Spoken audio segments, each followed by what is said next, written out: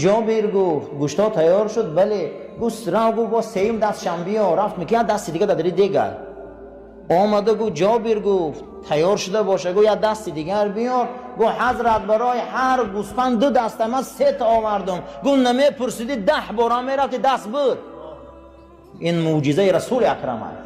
3,500 معجزش آشکار است. یکی از اون معجزه ها قرآن عظیم و شان است.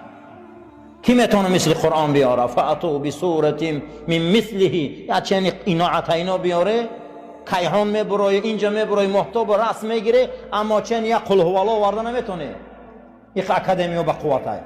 کنی بیاره میگه فاتو بسورتی، یک سوره بیاره من شما را قبول میکنم. پیغمبرم که گفت میگه یک سوره رنگ اینا عطینا بیاره من قبول میکنم. نمیتونم بازارا رسول الله میبندم. 6 سال حضرت درختها را جوشانده میخورن نان نمیوان. مکه ده نمیمونن شگرده. میگه یک سوره رنگ اینا عطینا بیاره کعبه را محکمش میکنن. این دشمن همینه یا زورش نرسد.